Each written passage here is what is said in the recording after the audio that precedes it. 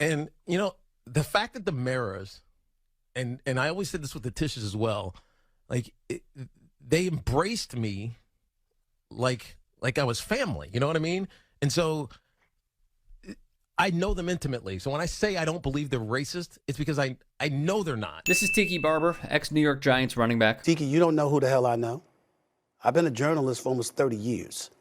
I know a few people within the Giants organization. And ESPN's Stephen A. Smith. Your experience is not my experience, but I can't sit here with conviction like Stephen A., who doesn't know anybody in the Giants organization and claim that they're a racist organization. That's just I would never do that. Only reason I would do that is because I'm trying to make a point. Tiki took shots at Stephen A. I know a lot of stuff about you, my brother, that I would never say because I'd have the decency not to say those things. Chill out. Watch yourself. So Smith fired back. Now, to say that every organization and the league itself is systemically racist because minorities aren't getting head coaching jobs and Brian Flores had a bad experience because of what Bill Belichick did. If Bill Belichick had never sent that text message and he comes into that interview with the New York Giants on Thursday and it goes well or not or whatever, and he doesn't get the head coaching job, is he still suing the league? A lot to unpack here, so let's begin. Barber, on his radio show, used this logic to back the NFL at every turn and criticize Brian Flores. The man suing the National Football League for issues we all know are prevalent, but that they won't do a damn thing about, unless, of course, stuff like this happens. However, Jon Gruden had $80 million left on a deal, or whatever it was, $70 million left on a deal that he's no longer going to get because he was fired for cause for something he did even when he wasn't a Raiders coach. He was an analyst. He was an analyst on ESPN, and he was joking because he's just got a sick personality.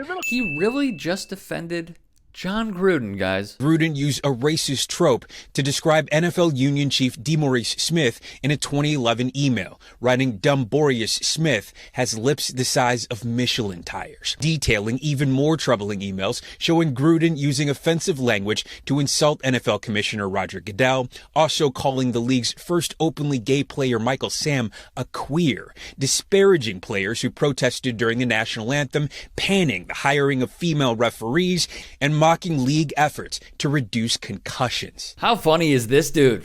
Right, Tiki? Jon Gruden said that he was angry when he sent this email. When he was angry, this is what he went to. Why is that when you get upset with a person of a different race, you always go to racist rhetoric? Lest we forget, Gruden suggested Colin Kaepernick and Eric Reid be fired for taking part in the Anthem protest to bring awareness to systemic racism and police brutality. You know who else didn't approve of Cap's protest? Tiki Barber is a former Giants running back. I agree with his desire to continue the narrative. There are issues in this country that you have to commend him for, but I don't commend him for sitting and not honoring this country and our flag. And who did this sound like? We believe everyone should stand for the national anthem. That's an important part of our policy. And it's also important for us to honor our flag and to our country. You personally, do you understand what they're protesting, and can you explain your understanding of that? Yes, they're very clear about it, and they're actually incredibly knowledgeable, articulate. That would be NFL Commissioner Roger Goodell. I think it's very disrespectful to our country. I think it's very, very disrespectful to our flag. And the man the NFL metaphorically bent the knee to, Donald Trump. When Colin got an opportunity via this tryout, it was a sham, as journalist and author Howard Bryant broke to all of us on ESPN. How was the waiver that the NFL gave to Kaepernick different from what they would have given to any other free agent walking into tryout? Well, because it had a certain clause in it that said you cannot take any action for anything that takes place inside of the grounds, and not just injury. This document said that you cannot take any action about anything, any and all actions that occur. And what they're really talking about is what happens after Colin works out. Suppose he sits down with the NFL, with a team, any given team, and that team asks you, if we sign you, do you plan on kneeling?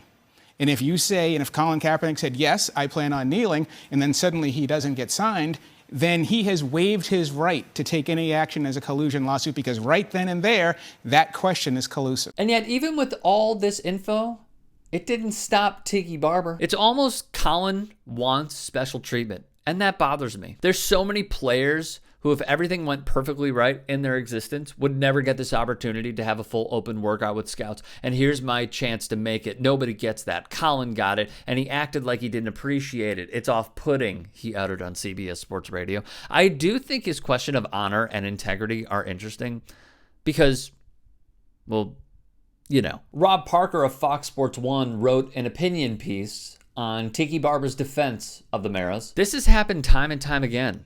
Black players have shown up just in time to give these bad owners / offenders a get-out-of-jail-free card. They are the mouthpieces for teams. They are sent out to paint a different tale. And why wouldn't they? They want to keep sweet access, continue to get goodie bags, and stay on the Christmas card list. It's downright shameful. The mistake Barber and other players like him make is that they are so caught up about how they were treated. It's not about them, though. Often you can tell how genuine people are about how they treat people they don't know. That's the true test, especially when it comes to minority hiring. Your track record speaks volumes. Barber wants us to believe it's just happenstance. Only a naive former player trying to stay in the team's good graces would buy it. Here's the point. Tiki has a history of defending the National Football League at every turn, but potentially when public view and opinion sways from one side to another, so does his commentary. His feud with Stephen A. Smith is today's news, but loyalty to the Shield is forever.